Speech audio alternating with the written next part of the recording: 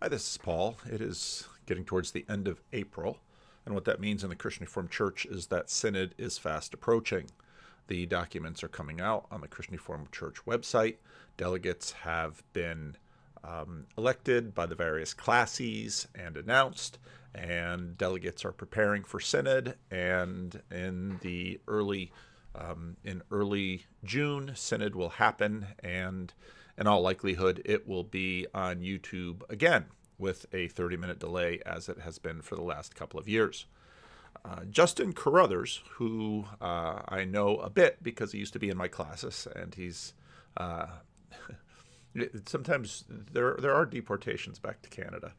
Justin Carruthers, I believe he now lives and works in Canada. Link will probably tell me. He's written a few things for on the CRC network. The Christian Reformed Church network is sort of a distributed blog that different people can write on, and he wrote a couple of articles that got some attention on Voices and raised a question. He begins with the concept of crucial conversations. There are strong opposing opinions, high stakes, and or strong emotions. How they're typically framed in the Christian Reformed Church, you have affirming and traditional. I'll put the link to the article down below in it.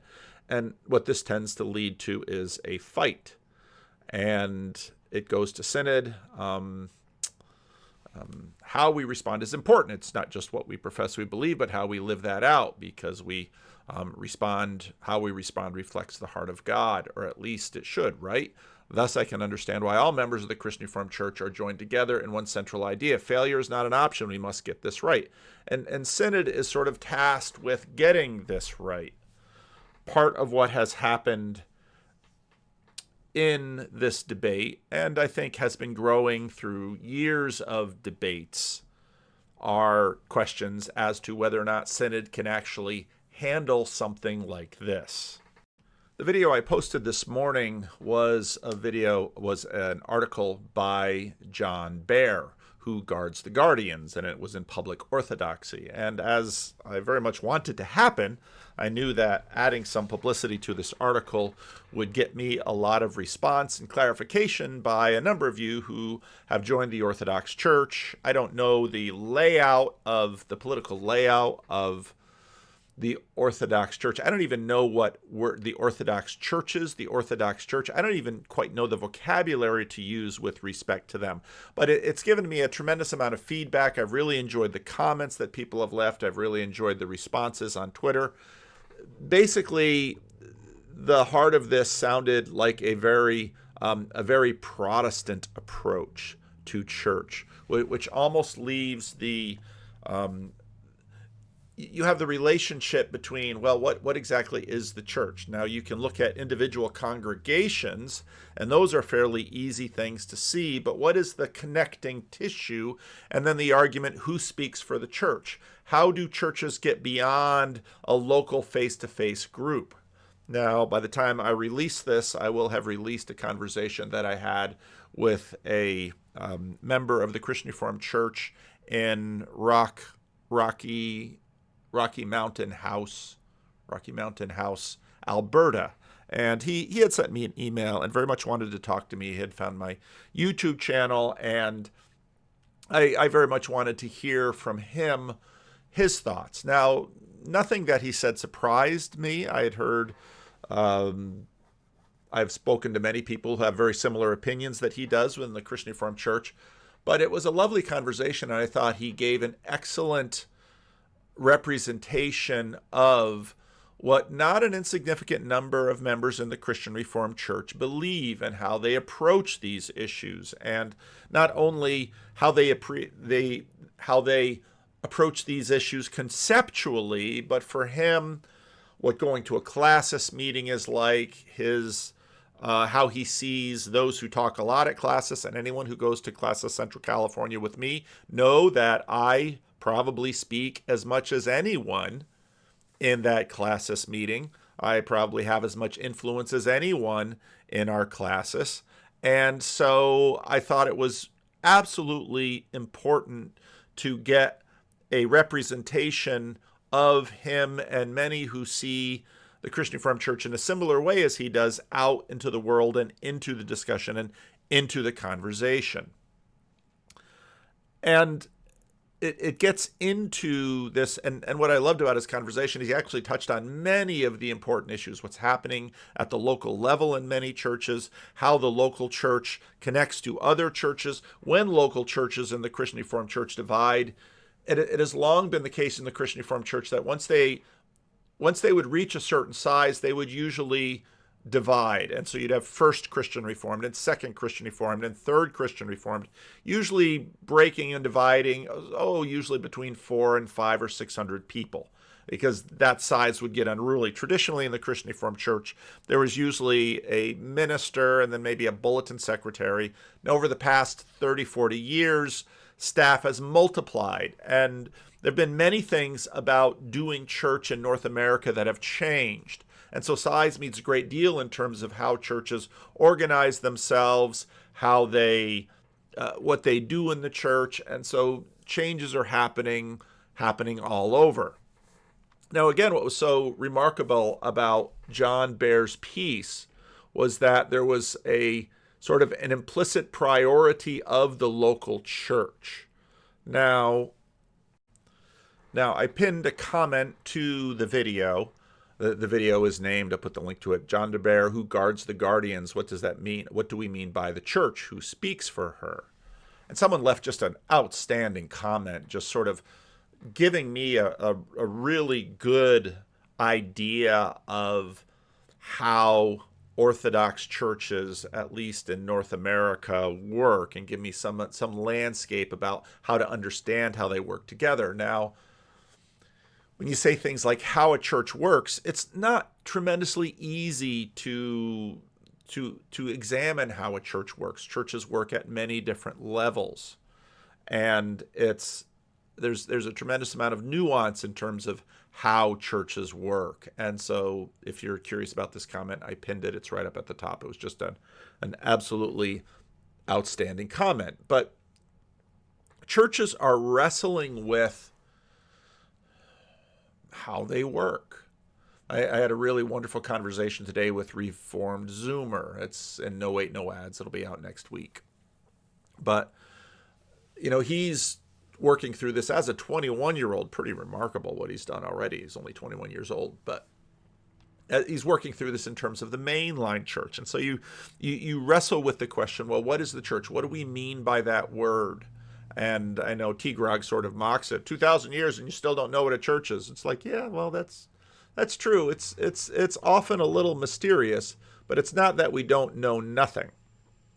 So Justin begins talking about these crucial conversations, and he talks about worldview, movement towards micro-conversations on worldview over macro arguments on moral issues. And he basically makes the point in this first article that Synod doesn't change hearts and minds. And the Synod is a place where you shouldn't expect to see hearts and minds changed by the way we work together. And he practically says what Jordan Peterson and Ben Shapiro said in their conversation on Jordan's channel, where Ben Shapiro basically concedes that they do all this political red meat on Daily Wire, but the truth is, if you really want to get involved and change hearts and minds, you got to go down to the campfire level. You have to have small, intimate, personal conversations. Justin writes this, but let me ask you, where do we spend the majority of our time? Isn't it obvious we spend almost all of our time talking about the bottom three? Now, different worldviews lead to blank, different authorities which result in blank, different assumptions that lead to blank, different answers to questions on blank, different moral issues that blank, different people embrace blank. Arguing about different answers to questions on different moral issues that different people embrace. This is one of the most compelling reasons why the more we talk about this, the further divided we become. We just sort of continue to focus on that level. I mean to convince you, if you're not convinced already, that these types of difficult, crucial conversations need to be had more frequently on the micro scale, coffee shops, homes, offices, talking about your worldviews while humanizing the person with whom we agree, far more than on the macro scale. Now, part of what made my conversation with this Canadian truck driver so powerful was that his main points were clear. But along the way, he dropped these breadcrumbs that showed, oh, are all the kids in church? No. What about the person in my extended family who's gay and the rifts that have created? So you could see that, unlike this stereotype that says, oh, everybody that holds a certain position has never had experience with X. No, not necessarily, sometimes.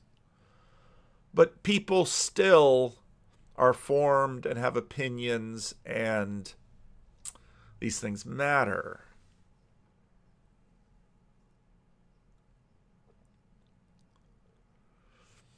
If you're not convinced already that these types of difficult, crucial conversations need to be had more frequently on a micro scale, coffee shops, homes, offices, talking about worldviews while humanizing the person with whom we disagree, far more than on the macro scale behind microphones or social media pontificating to the world, talking about moral issues, we need to spend far more time and energy talking about our worldviews, which leads to different authorities, which results in different assumptions, which then and only then lead to different answers to questions about moral issues we face. I agree that the scaling has to be brought down. I think in some ways there's an implicit assumption that if we do this, then what? We'll all agree? I'm skeptical. Our conversations won't be so heated. I'm skeptical. Why? Because the heat comes from caring, not indifference. And that's what makes what's going on in the Christian Reformed Church so palpable and so painful. And this is where sort of this intersects with John Baer's, well, who speaks for the church? How does the church speak? What exactly is the church? Is it the local level? And of course, the Protestants have been working on this. I made a comment a while ago that in many ways, Protestantism is sort of the experimental wing of the church. All kinds of things are experimented with in Protestantism. And we get to sort of sit back and watch all of these experiments happen. And we can learn from them. And this is, and so what was quite remarkable, again, in my conversation with this Canadian truck driver was that, he held no ill will. He, like all of us, is trying to piece this together. He had his strong convictions about how things should be. He had a group of like-minded people around him. They were working their church. He had realized was living in cultures and things he didn't control. He had a faith in God. All of those things were operable in him and in the conversation. They could be clearly seen. But what's interesting, and what part of the reason why I wanted this on the channel is, I know a lot of people in the Christian Reformed Church are going to watch him and say, well, he's exactly the problem. And I would say, no, he's exactly the church. Now, some might say, well, what about the other side? What about people who have same-sex orientation or identify as LGBTQ or on and on and on? Well, they've got plenty of representation in this debate within the Christian Reformed Church on YouTube, and I can point you to the channels. And I've extended invitations to a variety of people to come on the channel, and nobody's bit so far, which is fine. They don't all need to be on my channel or have a conversation with me or share their story. What many people have noticed is that there's been no lack of sharing stories in the Christian Reformed Church. All of those things that happen at the coffee shop, just because they happen at the coffee shop doesn't mean everyone comes to agreement. And still the basic questions of how the church should operate continue to hold. And then the questions about synod. How should synod operate continues to hold. So there's a part 1 and a part 2 to this piece. And again, I'll put the links below.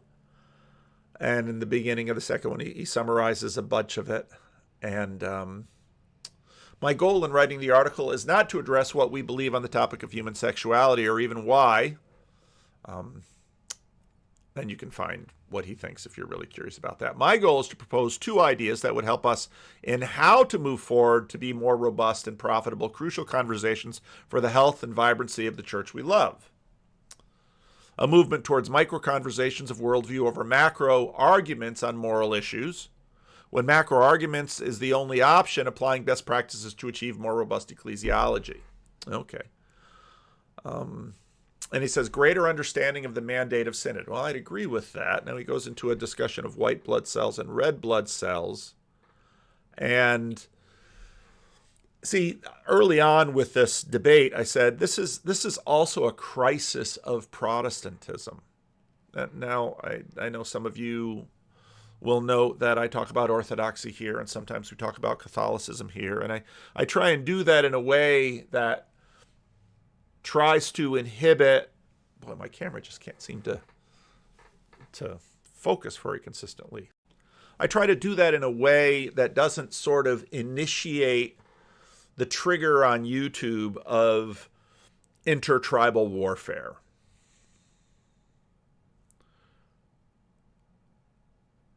Because it's very easy to trigger. You just read the comment section. It gets triggered no matter how much I try to do it. But there's a crisis in Protestantism. And if I'm looking at orthodoxy and asking questions like looking at the John Bear piece, or looking at Protestantism and asking questions, there's a crisis in Protestantism because, and this goes all the way back to the Reformation, because the way it was supposed to work was, Luther would show the text, and then if we read the text for ourselves, we would all read the text and agree, and that would be the end of it. And that most decidedly is not the end of it. And so the way this is rolled out in the Christian Reformed Church has been that synodical committees describe biblical interpretations, and that's supposed to fix it. Now, this sort of came to a head in the Women in Church office fight when Synod basically said, well, here's 2 biblical approaches to this, and we think they're both legitimate, so we won't have a disagreement over whether or not women should be in place in church office. And, well, about 60,000 people left the Christian Reformed Church because of that. And many others stayed, and the church has sort of lived with that uneasy compromise since then. But then when it came to this issue, I've mentioned in many other videos how the church has changed for a variety of reasons between the Women in Church office fight and the human sexuality fight, and that the church is not the same. And then, of course, in Synod 2022 and 2023, votes were cast, and basically moderates sided with conservatives, and the votes were consistently about 70-30 in favor of the Christian Reformed Church maintaining a traditional position on sexuality. And that left those who wanted at least a local option, if not something more affirming, sort of out in the cold, and also the fact that, well, it doesn't look like the Christian Reformed Church is going to tolerate people, at least in practice, breaking covenant on these rules in the church. But what that meant was we're not really arguing about biblical interpretation. There's a sense of you can argue about biblical interpretation all you want, but we're going to count the votes of people who are convinced by different camps of biblical interpretation. Pervasive interpretive pluralism, as Christian Smith wrote in his book, The Bible Made Impossible. And so votes are cast at Synod, and the church decides, and the church creates boundaries and decides, well, what should we do? Now, we sort of has networking and defensive, and I didn't feel that illustration was terribly compelling. But his main thing is turn off the camera, enter into executive session anytime we enter into crucial conversation. And his argument for that is, many may hate this idea. In an age of authenticity and transparency, this might feel like an argument against such values. But what I'm proposing is not that. It is more consistent with the applied principles we find in Scripture. Now, what's interesting about this is a way of going about things. Now, this launched a discussion on CRC Voices, and I wrote a piece this morning. I agree that deliberation is difficult in plenary session. What's important to understand about the Synod of the Christian Reformed Church is that only half of Synod is seen. And what is seen are the plenary sessions. Those are what gets recorded on YouTube. What the part of Synod that is not seen, which is arguably the most powerful part of Synod, are the advisory committees. Everyone who goes to Synod is assigned to an advisory committee. And they're usually between 20 and 30 people on that advisory committee with some advisors. And what they do is that everything that is thrown at Synod goes into those advisory committees.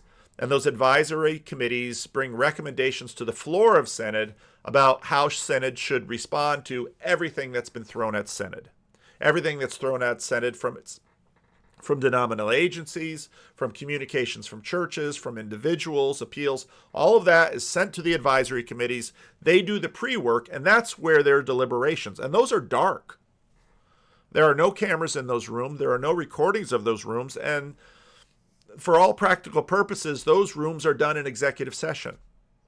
Now, other delegates of Synod may visit advisory committees if they don't have work of their own to do, and many have a lot of work to do. But visitors may not come, generally speaking, and visit those rooms. That is for the work of Synod. And 90% of the time, the recommendations of the advisory committees are what carry the day. Now, part of that is true because the advisory committees are sort of a sample of the entire Synod. And so on a small scale, you sort of work through what goes on the big scale. So that then asks the question, what are the roles of the plenary sessions? In many ways, the business of Synod is done in the dark. The advisory committees are where most of the real work of Synod is done. These meetings are not recorded. They are, in fact, under a semblance of executive session. They are done in the dark. Synod speeches are mostly self-expression. People step up to the mic to tell their stories, express their displeasure often. It's sort of like the internet or YouTube. If it's emotive, it gets attention. Now, there is some deliberation that goes on the floor of Synod, but it's less common than presentation. And then the question is, well, what is the plenary session for? I have to meet with a guy who wants to take down a tree, so I will be back. Now, the question about the plenary session is an important one because it doesn't seem to me it's that obvious what it is for. In some ways, it's a check on the advisory committees. If the advisory committees, like I said, about 90% of the time, most of what the advisory committees put out, the plenary session will endorse and put it through. Over the last 20 years, as I've been watching Synod, I've noticed that I pay careful attention when an advisory committee majority, first of all, when there's a majority and minority report coming out of an advisory committee, you know that there's some division. And then you look at the numbers on the majority and on the minority. And then when, let's say, a majority report goes down and either a minority report gets taken up or it's sent back to committee, you know that, okay, well, maybe the mapping and the sampling of Synod that went into that advisory committee didn't quite match the body and more work needs to be done. But a lot of what the plenary session is about is sort of presentation to the church and helping the body see itself. One of the, as many of my videos have noted, one of the real breakdowns that have happened in the Christian Reformed Church is that the body has been unable to see itself. And again, I've done many videos that talk about the end of the Calvin college circulatory system after the Second World War and before the Second World War that sort of kept the church as one body understanding itself between the urban and the rural settings. The urban diaspora that went out, especially after the Second World War, and the demise of many of those cities with the rise of, I know urban monoculture isn't the best term, but it's the only term I've got right now. And until I get a better one, sort of the collective culture that cities have that are in some ways antithetical to the collective culture that rural America has. And of course, a lot of that debate is playing out on political stages around the country. I'll continue reading my piece. The chair has a great deal of responsibility for trying to make synod work. Last year, Paul DeVries, a veteran of this, if we have one. Now, Paul has, at this point, about as much experience in the denomination as anyone. He's chaired important boards of important institutions. His father was a missionary in the Philippines. He was the pastor of the church I'm in right now. Paul DeVries grew up in the church that I'm in right now here in Sacramento. I first met Paul when we were at Calvin College. He was a year ahead of me. He married a girl from Whitensville, the town that I know quite well, where my mother lives. And so Paul is in many ways sort of the archetypal moderate leader in the CRC right now. And so it came as no surprise when he was elected to chair that synod. He had chaired synods before and he had done so well. But it's an extremely tricky thing to try to chair synod. And so at the beginning of Synod 2023, Paul said, I'm going to allow stories. Now, there's sort of we don't talk about this much because not a lot of people have to chair synod, but there's, in any of these meetings, you can face it in a classis meeting, there's always a trade-off relationship between getting the business of the meeting done and sort of helping the body do its work, its fellowship work, and its knitting together work of the people in the body. And I think Paul, at the beginning of 2023, looked at the mood of the church and said the church needs, in the plenary sessions, to hear each other. And so he encouraged people to tell stories, and he tried to have the balance between it. And of course, there was the question of whether or not votes should be read. And there are a lot of controversial elements in Synod 2023. Now, I know some of you listening to this will say, why on earth are we listening to all this insider baseball in the Christian Reformed Church? And that's a good question. Probably many people asking that question did not click on this video. On the other hand, what's been quite incredible over the last number of years since I've had this YouTube channel, especially the last few years when I started talking about the issues in the Christian Reformed Church, many of you not in the Christian Reformed Church have said how much these topics interest you because there are analogies in your denomination, at least the same culture is running through both of them. So Paul DeVries really tried to balance that, and I think he understood that a big part of the role of the plenary session at Synod is to help the church hear itself and understand itself. And so he gave a great deal of latitude towards storytelling. Now, again, as I said, there's a trade-off relationship between storytelling, which helps the church sort of see itself and hear itself, and getting business done. And Synod 2023 quite famously ended disastrously. And there are a number of moments in that synod that I think will live on in the memories of many people who are close synod watchers, including myself. And it's actually important, I think, that we have videotape of that. At some point in this, I'm going to play about 6 minutes from that synod, which I think were a moment that the church sort of looks at. Now, here's a question, and it's a vital question because now we're in uncharted territory, and now we not only have video recordings of synod, which probably hardly anybody goes back and looks at anymore, except for maybe some nerd like myself. It is, in fact, a video record, which is tremendously useful to someone like myself who does not have the opportunity to be in Grand Rapids. And it then gives us something of a representation of a moment which is much larger than that representation.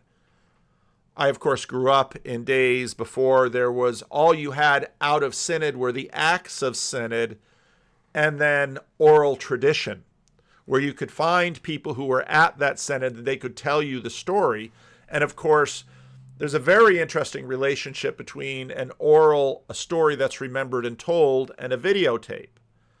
And I think as we continue to explore cognitive science and understanding what goes into this mysterious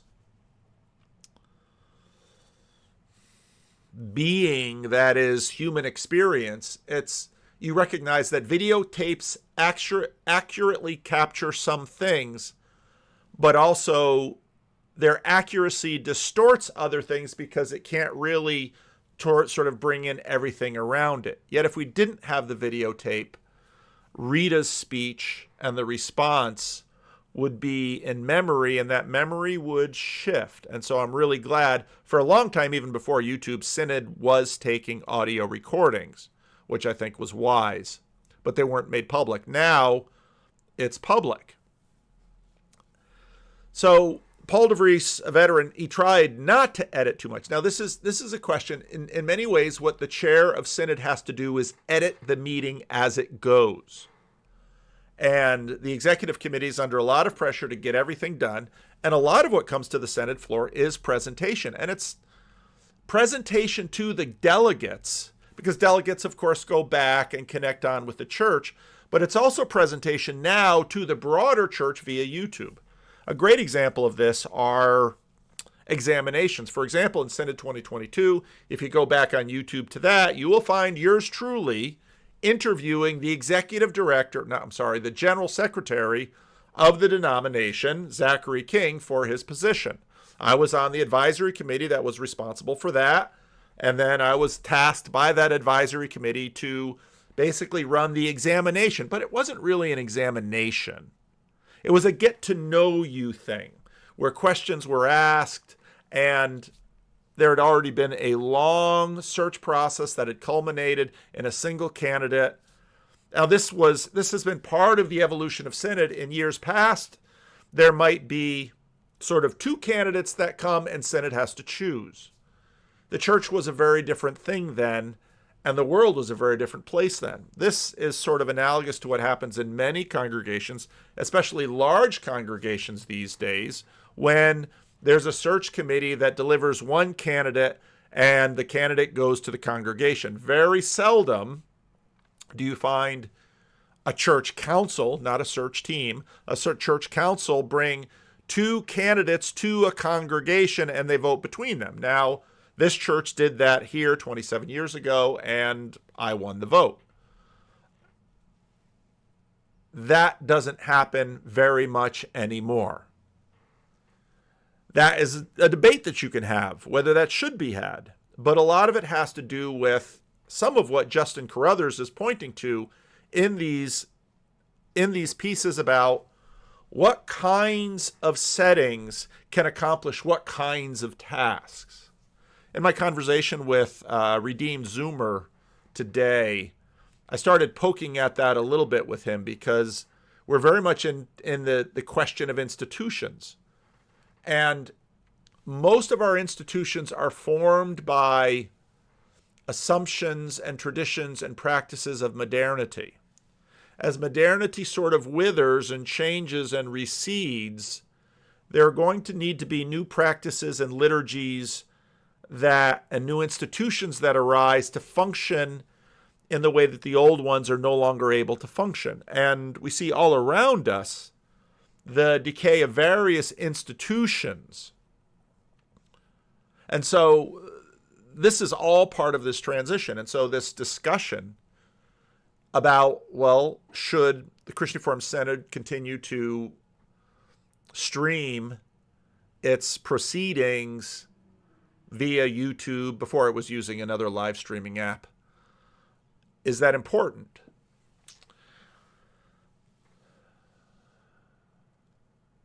So I think the question of advisory committee and plenary sessions, they're important, and I think they're still working well. The plenary session, I think, is for spectacle. Maybe that's not the right word, but it is for the church to try to see itself. Now, of course, the number of people who watch Synod is quite small. But the number of people who watch Synod, I mean, even when you get sort of peak viewing with contentious subjects in the last few years, you might have 2,000 or 3,000, up to 2,000 people watching. And those of us who are familiar with YouTube will say, well, that's a decent size audience, but it's not a massive audience. It's not a mass media audience. But those recordings are important because, of course, the most motivated 2,000 people will watch, And they can point to other things too. But what that means is that at least there's the opportunity for the church to see itself and to know itself better. And I think that's really important. I think it's extremely important. One of my real concerns over the last 20 years with respect to the Christian Reformed Church is how the church can process confessional conversations together. And in many ways, these confessional conversations, I think, are related to these crucial conversations. They are crucial, but I hope to do a video on confessionality because I think that's really where this is lying. Because you had, of course, councils and creeds very early in the development of the church. The confessions that the Christian Reformed Church is dealing with are these reformational documents, and there have been new documents ever since then, the Belhar Confession, the Our World Belongs to God. And then we have to sort of figure out, okay, not only how do sort of advisory committees, which are behind closed doors, and plenary sessions work, but also how do these documents work? Partly being that these documents are written documents. And how do written documents work in an age where video is available and in some ways preferred? I could have written an article about this and, let's say, posted it on the CRC network or in the banner. It may very well be that more people engage with this video than would have in the banner. Maybe, maybe not. It's hard to tell. But the engagement with the banner would be different. And it's many of those kinds of issues that we are wrestling with now that we are sort of moving towards. So I mentioned to Reform Zoomer, I said, because he's talking about these institutions, and it's like, well, you've established the Recaptiva movement as a college kid on a laptop. And how many people from these other denominations are participating in this? When, for example, Dan Ackerman, who went to seminary with me, and Tim Vink, who I worked with on some projects here in the Central Valley of California, when they established the Alliance of Reformed Churches, which was a breakoff from the Reformed Church, they did it, I'm pretty sure, with cell phones and laptops, not with a denominational building. And the Christian Reformed Church is selling its denominational building. All of these issues are germane to what's going on in the world now. Now, in terms of the plenary session, the role of the chair is key in helping the body deliberate to the degree that deliberation is appropriate and what happens there. Some deliberation happens on the floor of Synod, but you can tell with a body of almost 200 people, it's really difficult. And most of those people aren't really too sure with procedure. You see that again and again and again. And that's why, again, it's often better that a lot of this stuff does happen in advisory committees, but I think it's absolutely vital that it comes to the light of day.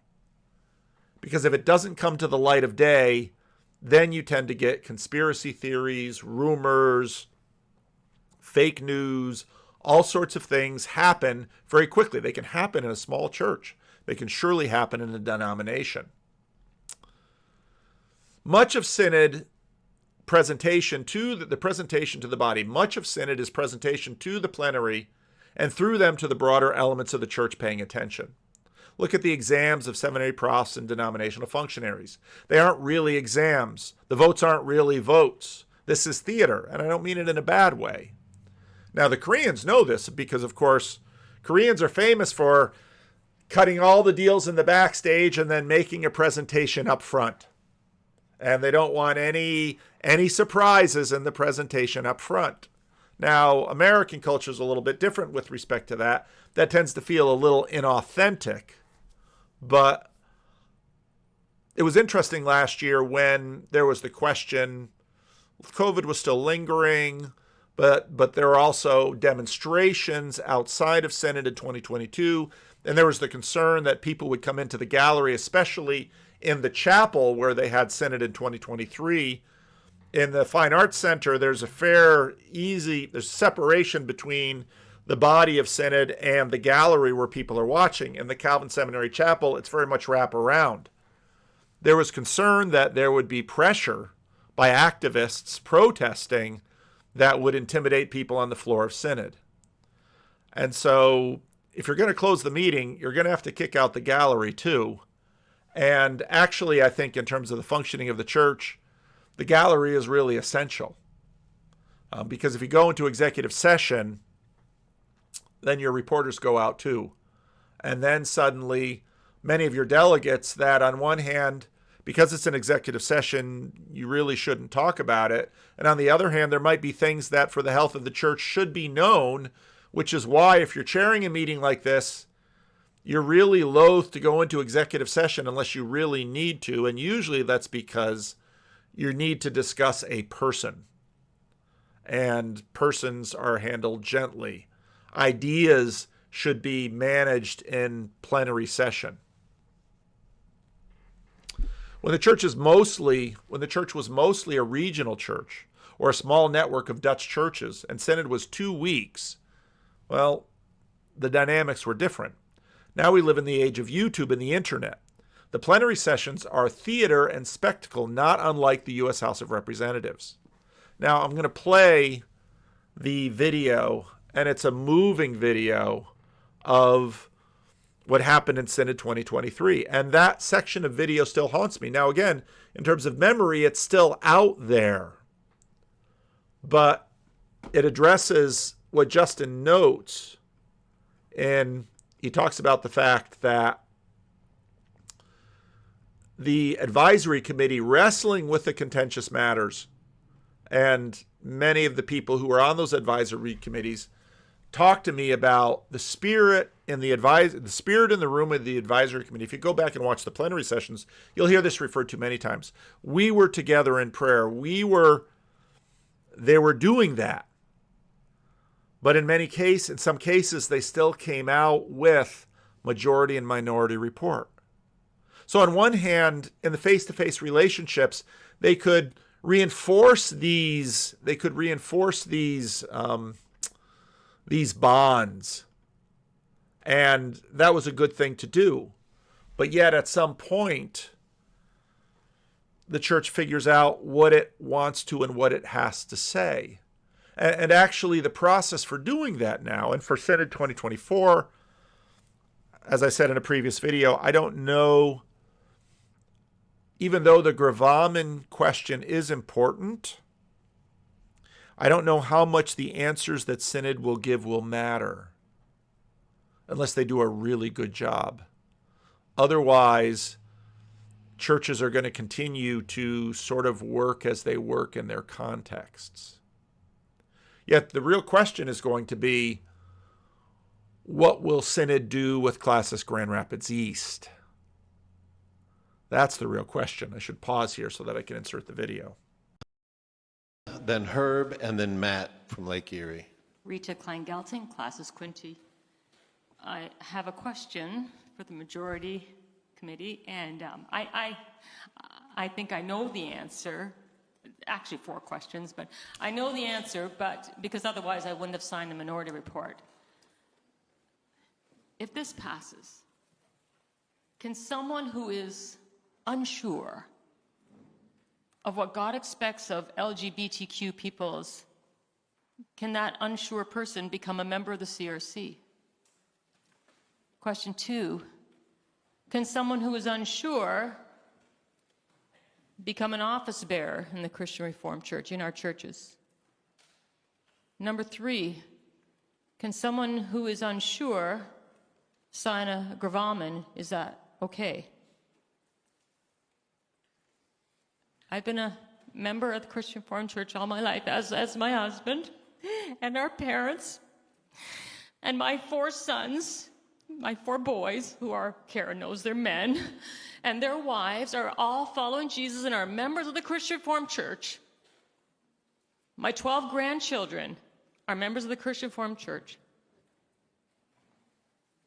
If my 4 sons and their wives fall into this category of unsure, can the CRC still be their home? You may answer the question.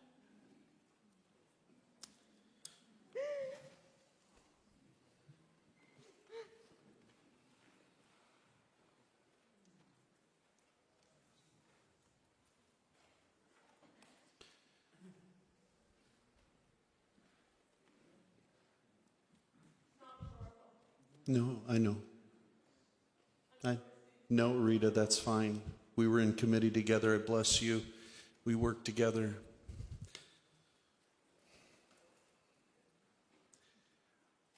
I'll try and answer as best I can. Maybe not so much in the technical manner of things.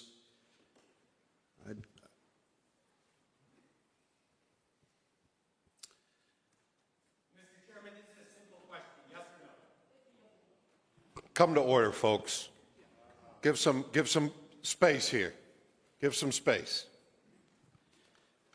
At 5:30 this evening, we adjourned. I think it was 5:35.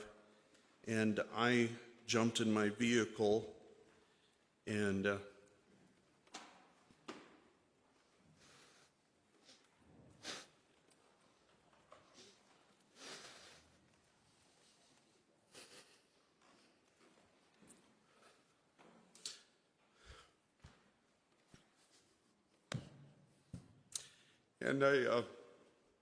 I drove to a sports bar down the street, had ice water with lemon.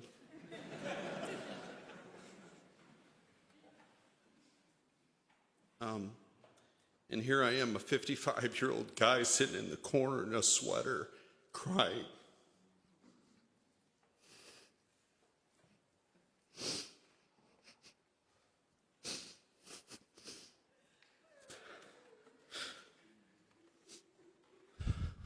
I love this church. I've been a member all my life. I love preaching for this church. I love teaching in this church. I love its confessions. I wouldn't be standing here tonight if I didn't love these confessions. But what griefs me so bad is that we make decisions here and that we leave here and some decide to be ogres about it, jerks about it. And we can't even hold to a confession. We gotta be jerks about it.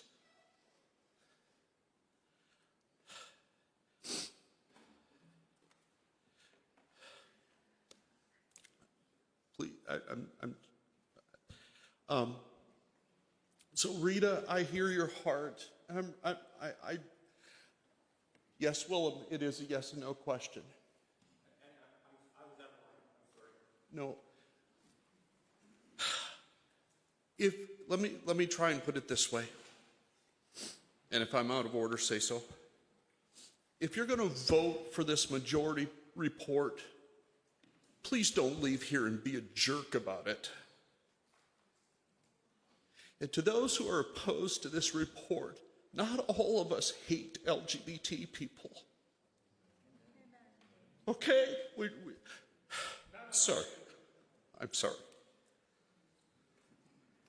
So, yes, I want to believe, Rita, those who have questions, who are unsure, have a place, and we're not jerks about it, and we can find a way to converse. But please understand, I love these confessions, and we could do this. We could hold the truth and bring people along in the truth, and they can see Christ in us. I don't know, I realize that probably doesn't specifically answer your question. I'm just speaking to the heart of what we're trying to talk about here, so I apologize.